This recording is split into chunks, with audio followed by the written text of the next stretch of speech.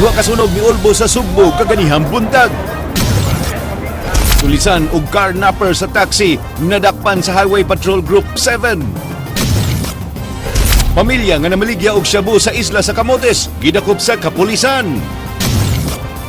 Mga minor de edad na rescue sa NBI gikan sa usa ka bar.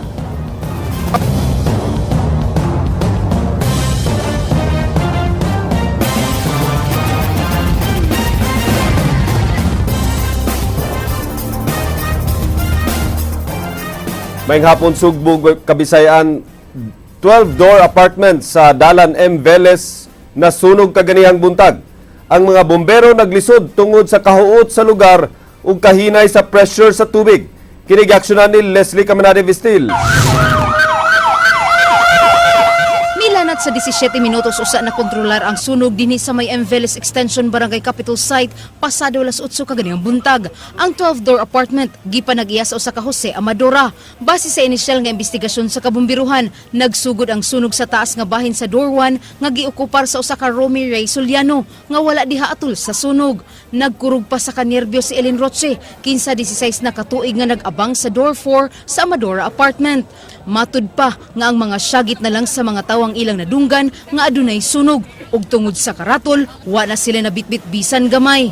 Nawa kung say nahimo wa jud mi na kuan kay na rattle na nawa basta gamit sa nina wa jud. Ni kuan man siya ba ni aso na kay kaayo? Wala mi nakuha yung sa nina. Pero nakagawas na. Nakagawas na mi tanan. Tapos lawas na yung dahon. Oh, ngora ni wa ngani ko. Matud ni SFO3 Emiliano Danyo, naglisod sila sa kahuot sa dalan ug sa kahinay sa pressure sa tubig. Tungod sa kahinay sa tubig, mibalik og dako ang kayo sa atubangan nga bahin sa mga apartment apan maayo na lang kay nadali kini og wa na mitapon sa tupad nga apartment. Susihon sab sa kabumbiruhan ug unsa gyud hinungdan sa maong sunog. Tubig, inay kay pressure diri unya ga engine really rata. Pila ra ka buok ang nagkapasirit yun. Ang ubang mga truck, tanggong dito sa unahan. Kadipot kasi tungod sa dahon. Dili tungod sa daan, gamay kang daan. Gihulagway ni Cebu City Fire Marshal Chief Inspector Rogelio Bungabong nga tungod kay walay partition wall ang kayo mikatap sa tibok building. Matud pa ni Bungabong, tungod sab sa kadaan sa mong apartment, dali ra kaayong gilamoy sa kayo. Una na makita ninyo ang iyang mga kayo na danyos niya gikan sa second floor lang. Dili pareha sa mga bago na itong apartment nga naay partition wall. Nakita ninyo nang mula pa sa tuang roof nga naay concrete mo na sa partition wall. So muna advisable lang ba? Yes, mo na siya ron para dili madire-diretso ang kayo from door 1 to tanan uban pang mga kapinyang door. Si Acting Mayor Edgar Labella nga miadto sab sa nasunugan, mipadayag nga mohatag sab sila og financial assistance apan lahi kini og kantidad. Matud pa ni Labella nga magpaabot lang sila sa barangay sa gihimo nining assessment sa mga nasunugan. If there's a need, then our DSWS people are ready to provide meals the next 3 days. But of course, insofar as the financial assistance, mura og mohatag yun ta, most if not all of them are not homeowners but are sharers or renters. The amount would be different from a homeowner, which is 10,000 pesos. Gibana-bana nga mokabat sa tunga sa milyon ka pesos ang danyo sa maong sunog nga napaong sa mga bombero sud sa usa ka oras. Alang sa Aksyon Bisaya, Leslie Caminade Vistil, News 5. Ikaduhang alarma sa sunog na hitabo pasado alas 10 kaganihang buntag. Nasunog ang linya sa kuryente sulod sa Gaisano Capital sa iskina Leon Kilat ug Colon. Kinigaksyonan ni Ryan Surote. Nagubot ang Dan Colon ug Leon Kilat pasado alas 10 kaganihang buntag pag-ulbo sa sunog sulod sa usa ka kananan sa Gaisano Capital sa Dakbayan sa Sugbo. Ang mga bombero nga gikan pa sa sunog sa Barangay Capital Site midiretso sa ikaduhang alarma sa sunog. Mato din Noel, nahibong si Sakalin nga pagdinaganay sa mga tao sud sa Gaisano ug pag-aso sud sa mall. Nakita no sab niya ang pagresponde sa mga empleyado sa Gaisano. And then I saw the people ba nga murag nag-commotion bitaw, nagdinaganay unsa ni gawas ko. So gi-check na ko unsay natabo, so nakita ko smoke kanang aso na ba, puti na ba, so wala na ko mo-attempt og sod kay bayawan ko simbako na niya matrap niya ta dito. Unang meresponde nga bombero sa Gaisano, si SFO1 Ariel Banhadja, nga nakaagi og nakamonitor sa smoke alarm sa Gisano. Wa pa mangabot ang iyang makauban dihang misud siya og naabtan ang fire brigade sa Gisano nga nakapawong na sa sunog gamit ang fire extinguisher. Gitudlong hinungdan sa sunog ang problema sa linya sa kuryente. Ang kuha ni, ang taban ni Daking pero kini ko nagmuna ang sunog ang ato electrical short circuit.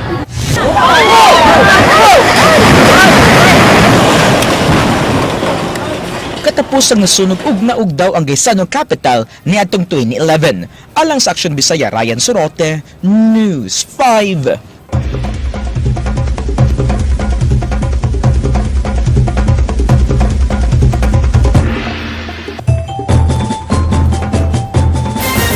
Nangabot na ang mga out-of-town contingent nga moapil sa Sinulog Grand Parade karong Domingo. Ug mga adlaw gipaabot usab ang dugang contingent gikan sa Kabisayan ug Mindanao. Kini giaksyonan ni Ryan Sorote.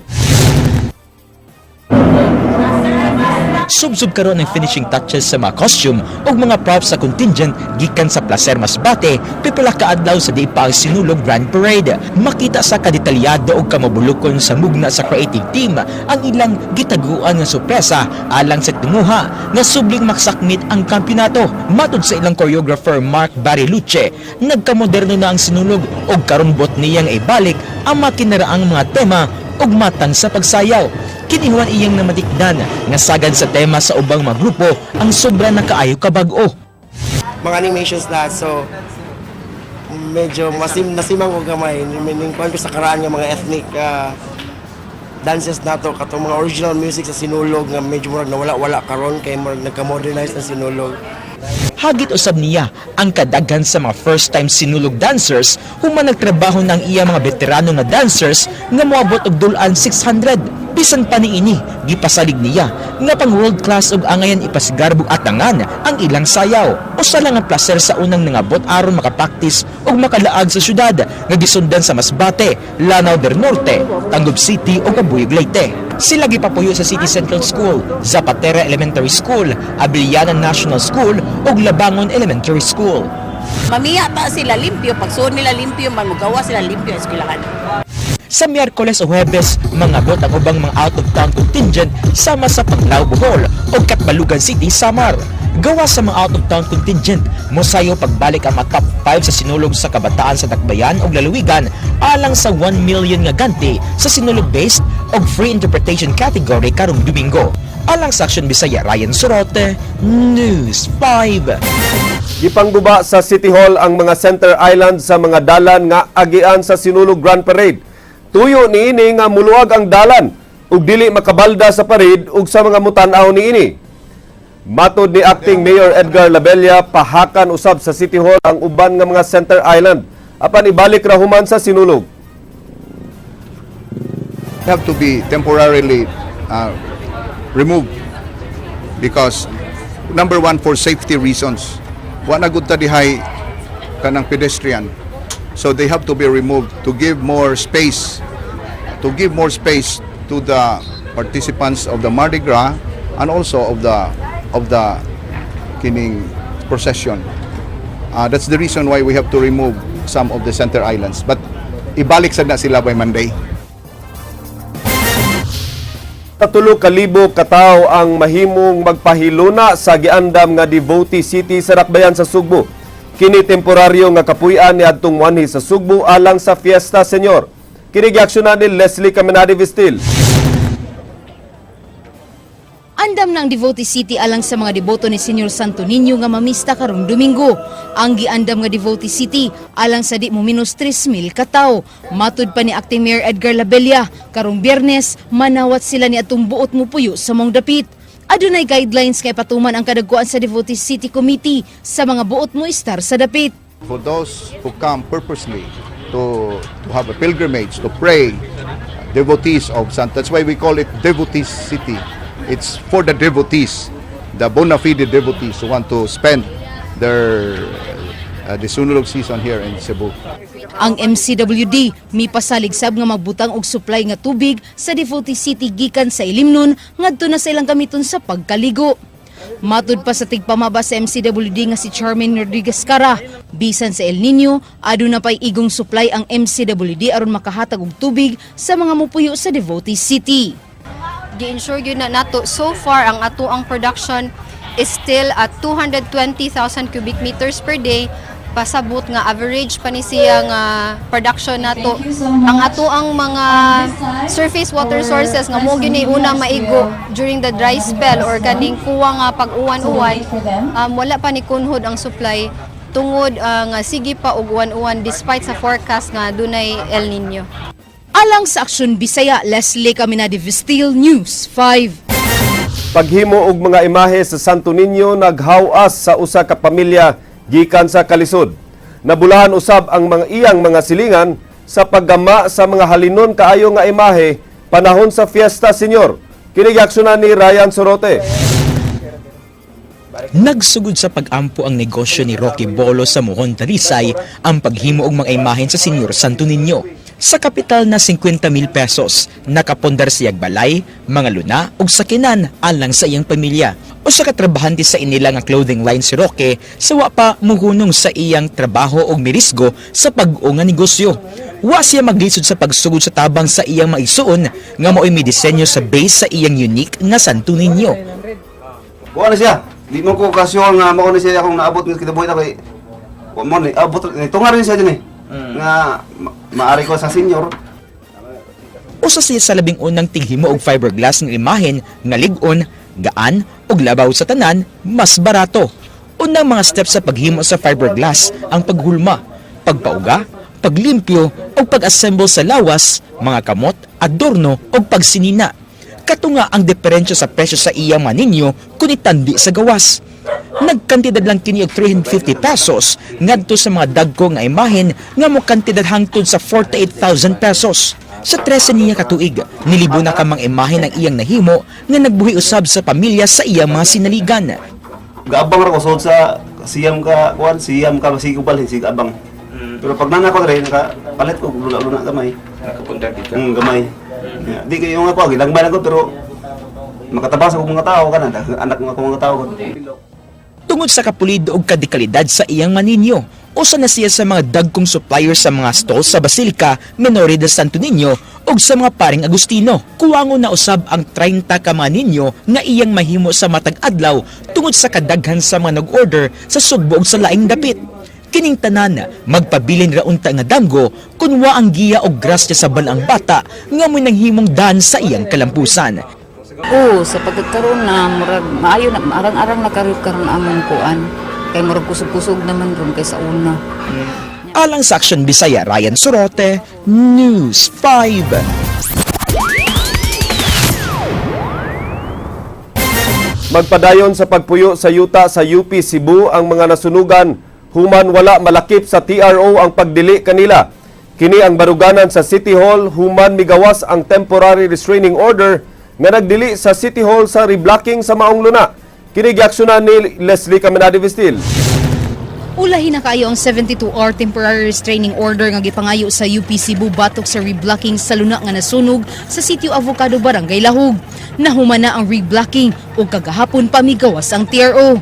Matod ni Acting Mayor Edgar Labella, magpabilin sa maong dapit ang mga nasunugan tungod kay wa malakip sa TRO ang pagdili kanila sa pagbalik og puyo sa lugar.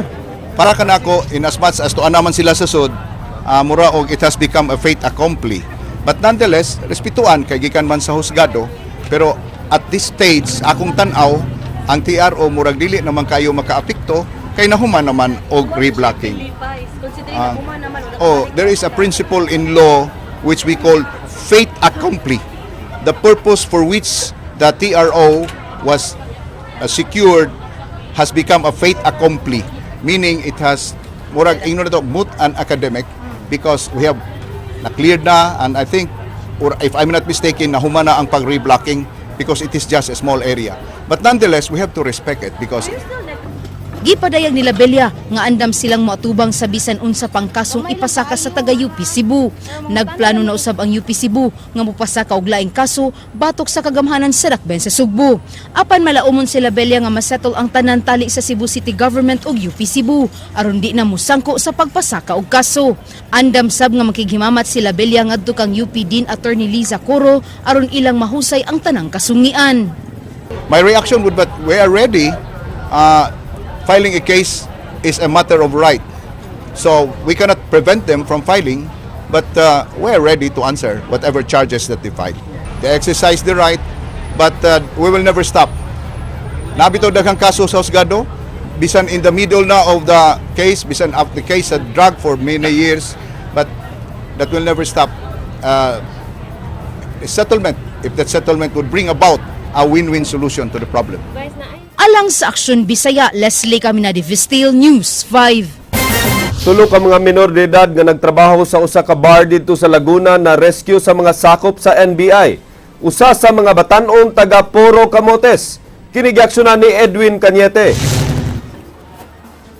Naluwas sa National Bureau of Investigation ang tulo ka minor de edad dito sa 4S Jomi Riches Resto Bar sa Santa Cruz, Laguna nitong Sabado. Ang mga minor de edad nga nagpanuigon og 17 anyos og duha ka 16 anyos. Ang usa nini taga Puro Camotes, Cebu, samtang ang duha taga Tiaong, Quezon Province og Pililla, Rizal. Niadtong Enero 8 nining tuiga, nakadawat ang buhatan sa NBI og reklamo kabahin sa usa ka minor de edad nga nagtrabaho sa usa ka resto bar og gipugos sa pagbaligya sa iyang dungog.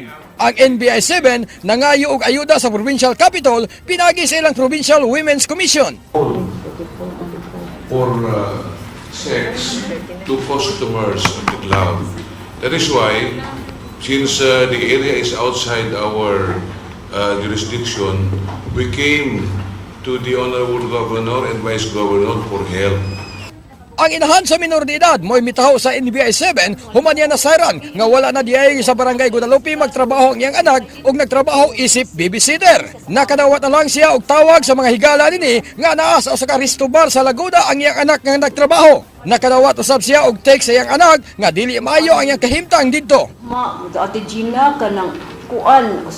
Lutuan ba sa Manila? Ko ha, nganong lutuan man kasi may si kuan kay na ako na siya katong bayot ba nga anti ni kuan ni niya pagkahuman ato nakuha na ko nagurid na ko mamba kay text dito nga di siya okay.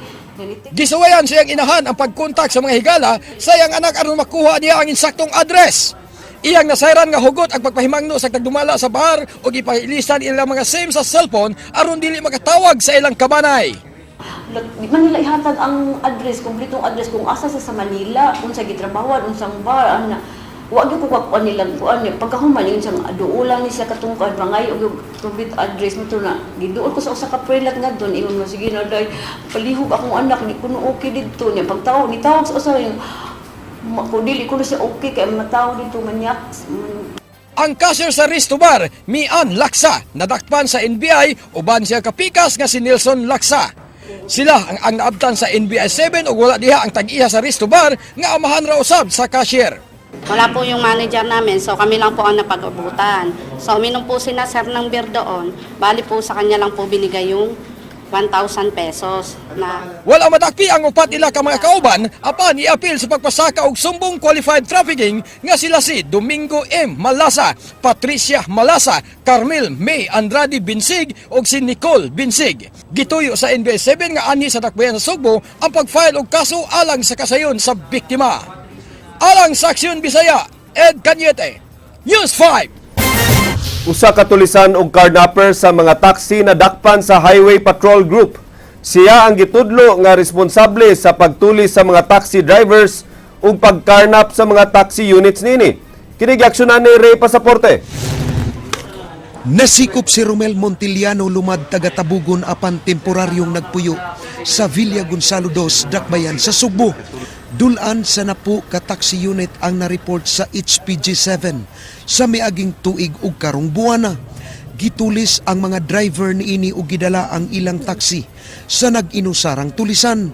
Katapusang gikarnap og na-report sa maong buhatan ang Mia taxi niadtong Enero 6. Ang taxi driver nga si Ernesto Hinonsalaw miasoy nga misakay kaniya ang suspect gikan sa usa ka mall sa North Reclamation Area ug nagpahatod sa Adnama Hotel. Pag-abot niya sa lugar, kalit siyang gitiunan og kutsilyo ni Montiliano ug nideklarar tulis. Gihandbrake pa ganin ako. Kalit man ituok na ako sa seatbelt. Diretso tion. Diri ra pagigug ipinteriya. Unsa may giti? Kutsilyo. Nya gipugnan ako, request siya kwarta-kwarta ni bay. Mo rin tingo kilumon gini siya gyud hinayong gitiyo kwarta-kwarta ni bay. Gipugnan ako ang kutsilyo. Kuha na akong kwarta dre, itang na ko dito. Tapos niyo siya nga baliit 20 to. Niya giablihan akong pultahan kay gipablihan man niya. Ablihan pultahan. Pakang ano gamay. Tapos nito medyo nag-aksyon na miglayo kay katong pinakalas kay iduot man ginya gyud. Nya pagkalas ning duot mo ikatulo siguro to. Ning kurog na mag siya dito nagiko na ning kamot nagigo. Anton nga sa na murag na lagpot ko sa gawas ba. Lagpot ko sa gawas. Why 2 seconds? Bulhot din siya ngigam patray. Human gidala sa sospek iyang taxi. Nagpatabang siya sa gwardya sa hotel aron makatawag sa pulis apan gibalibaran kay ang gwardya walay kontak sa pulis. Nisakay na lang siya og taxi og nagpahatod sa police station sa Mandawi City. Kinsa wala dayon mutuo nga gitulis siya. Murag inaana ilang duda. Ko imbestigay ko niyo sa grahe. Niko para mabawaan niyo ba record nako. Niko yamat ra gahapon pagkadlaw ang giabang di gahapon ang tanan ko ni gibuhat. Kay tingom-tingom ako mo abang. Kasagaran niyo tulo-tulo kay bring home man ako na. Bring house man ako na. Ang operator sa iyang taxi nidangop sa buhatan sa Highway Patrol Group. Kagahapon sa hapon, nakit-an sa Highway Patrol ang taxi diha sa Villa Gonzalo 2. Nakabantay ang sospek, hinungdan hitabo ang ginukdanay ug nadakpan sa mga standby sa lugar. Giilisan na ang plate number sa taxi ug gikiskisan ang ngalan niini. Akong moto ko idea akong ilisan og pangalan para moay akong nakuha nga idea para dili ma-trace. Kung sa'y pamaagi ni mga itong permero, ikaduha, imong tiunan, kuan nga aron makuha ni mong unit? Mahuglag gi-ngato na og style sir para makuha na Sa mga style silbi tulis siya sir para ma-declare ng tulis para makakuha ko sa unit. Matud sa HPG, mamasahiro ang sospek gamit ang gikarnap nga taxi. Ug kun tan-aw sa sospek nga kwartahan ang pasahiro, iya kining tulison.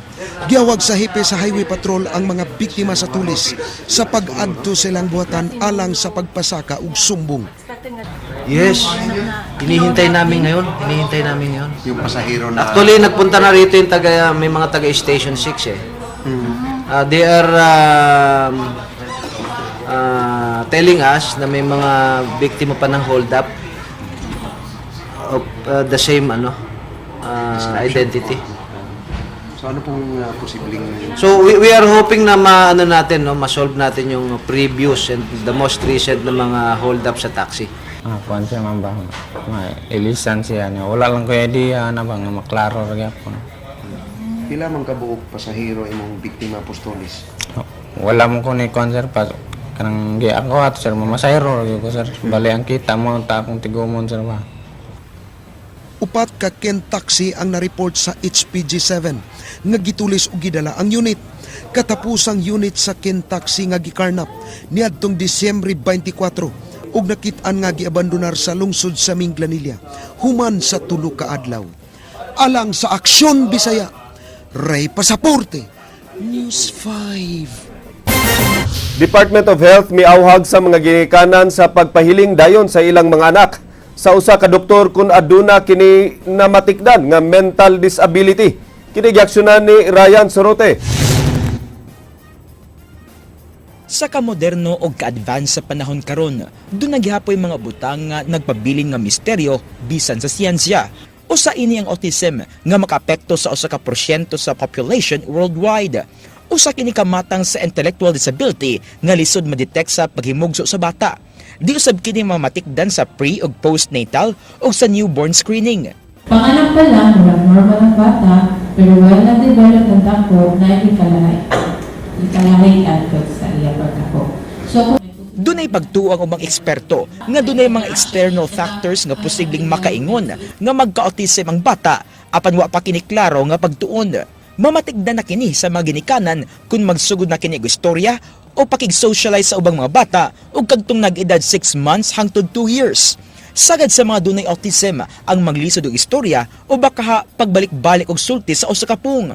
Awag sa Department of Health sa publiko sa pagsabot og pagtabang sa dunay autism tungod sa espesyal nila nga panginahanglan.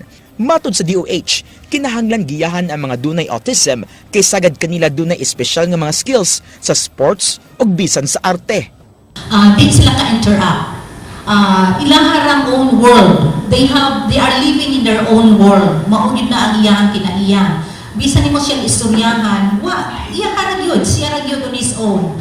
Awag sa health department sa dunay pagduda nga dunay autism ang ilang mga anak sa pagpakonsulta sa developmental pediatrician aron matabangan ang bata. Dali usa ma-confuse ang autism sa mental retardation. Alang sa Action Bisaya, Ryan Sorote, News 5. Usa ka pamilya nga nagnegosyo sa pagpamaligya og shabu na dakpan sa kapulisan. Lakip sa nadakpan ang usa ka maestra. Kinigiaksyonan ni Ray Pasaporte. Nasikop ang usa ka maestra iyang bana og tulo ni ini ka anak atol sa buy-bust operation sa Provincial Intelligence Branch kaganihang kadlawon sa ilang Pinoy-anan sa barangay Campo Lungsod sa San Francisco Isla sa Camotes. Ang nasikop mao si Maria Jocelyn Arquiliano, iyang bana nga si Diosdado ug tulo nila ka anak nga sila si Richard Jane, Dudi ug DB Seychell, lakip sa uyab ni Richard Jane nga 17 anyos ug Giovanni Pautan. Si Maria Jocelyn magtutudlo sa Consuelo National High School nang himakak nga nagnegosyo og shabu ang membro sa iyang pamilya. Apan mitug-an kini nga napriso na ang iyang bana niadtong 2013 human nadakpan sa kasong paghupot og illegal nga drugas. Nya March to, nya natoy raid nya. Wa man to siya madakpit kay wa ba to gikuan nagbantay ra man to siya sa kuan nya namay nagbuto-buto ni dagan siya nya. Giingnan man mi sa kanang pulis, giingnan man sa pulis akong anak nga magpakuan og kanang ang ipatubag ang katong sa puwena ba. Wa man natubag kay nahadlok man sad. Nya mo to nga gikuanan siya guwaran mo to pagka March na tong raid, pagka September gidakop siya. Ang pagkapriso siyang bana ang hinungdan siyang pag-file og leave sukad niadtong Hunyo. Diyang nakagawa sa prisuhan iyang bana, siya usab ang nag-atiman sa panglawas niini ug nagplano nga mobalik pagtudlo karong abli sa klase. Wa mo mo negosyo. Magulong ra man ka. Nice diha sa dolar sa samo ano maligya ko kinsay ko na diha ang ila puto nga ako ko no kuan lagi Wala man sa amo Kokid in town. Nagmusugot ko. Di mo ko kakita og manuyok ba na sila? Musugot ko nga ana sa kuwatubangan. Manuyok. Oy. Basig wala Di ko ko ana. Basta ako dili po ko maingon nga nagkuan siya, di po ko mainuwa kay wa man ko kakita. Basig wala siya nitugan. Apan ang ilang anak miangkon nga namaligya siya og drogas human nakagawa sa rehab center didto sa lungsod sa Argao. Nasuta sa mga nakuhang resibo nga usa ka Richard Jane ug ang igsuon niini nga si DB Seychell. Mao'y tigpadala og kwarta sa ilang gikuhaan og shabu. Ikaw may nagnegosyo ani or ikaw may contact direct contact ana sa supplier ninyo? Tinood nga ako namlagya ko. Nakuha usab ang dulan 15,000 pesos nga kwarta nga gituuhan halin sa drogas, mga drug paraphernalia ug duha ka KG9, usa ka 45 caliber pistol ug mga bala, mga resibo sa kwarta nga gipadala sa gikuhaan og shabu ug listahan sa mga utangan niini. Gibutyag ni Richard Jane nga ihatod sa Camotes ang shabu nga ilang gibaligya. Matud sa PIB ilang gipalitan og shabu ang magtiayon una gipahigayon ang search warrant nga giisyu ni Judge Dikdikan RTC sa Danau City. Nagtuhan sab ang pamilyang Arquiliano nga nagripak og shabu. Sad to know nga even teachers are already involved in the drug business. They're supposed to be the second mother of our children when they go to school. So they should be the role model. Pero atong makita nga inana na gyud kagrabe ang impluwensya sa droga sa mga tao. Not only to sulti nato nga mga low profile or non-educated people, but also to the educated people na mahook lang gyapon sa droga tungod sa lure of money. Ang pangu sa DepEd Province, Dr. Riamar Angtud, nakurat sa nadawat nga impormasyon. Where the department is concerned, particularly ako, guol, sudden sa event bang ingon ana kay supposed to be good on ta og teacher ta, model on ta sa maayo nga buhat ba. Although di man ta kahibaw pag unsay nahitabo no, pero para nako ba murag reminder pud sa tanan dili lang sa mga maestra, kung dili sa tanan, labi na gud og maestra ka or maestro ka ba kay ang community itself kung taas magud ang tawag tan-aw nimo. Nisugyot si Angtod nga iyang ipaubos sa random drug test ang mga magtutudlo sa probinsya. Usa ka fact-finding investigation ang ilang ipahigayon sa kaso ni Jocelyn ug isabit nila sa regional office alang sa paghukom kung unsay dangatan sa maestra.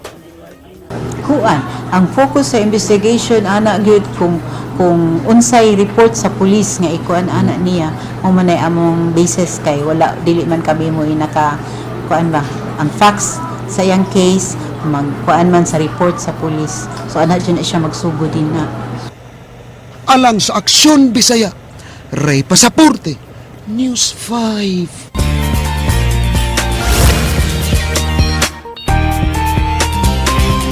Good vibes sa TV5. Tinuig nga Cebu Marathon nagmalampusong gipahigayon dinhi sa dakbayan sa Sugbo. Nahimong highlight sa moong kalihukan ang pagsalmot sa kapin sa 200 ka mga langyaw nga mga runners.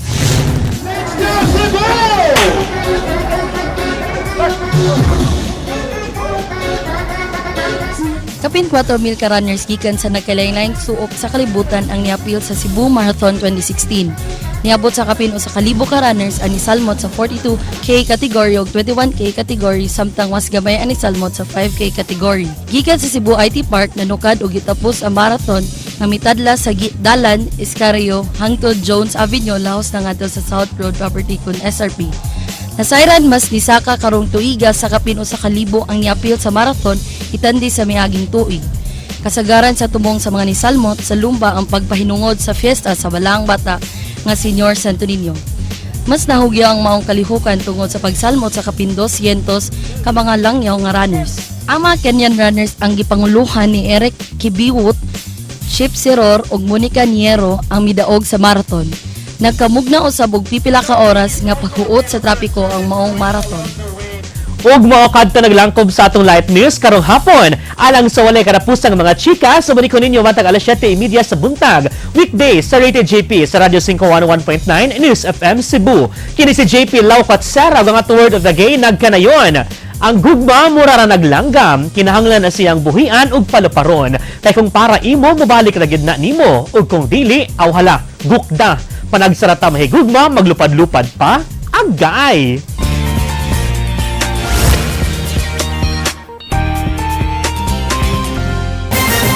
Maugkadto ang mga balita sa Aksyon Bisaya. Ako si Glenn Soco. Mga balita nga pundasyon sa ligdo nga opinyon ug konkretong solusyon. Bisan asa, bisan kanusa. Kapatid, kay di lang kutob sa balita. Aksyon!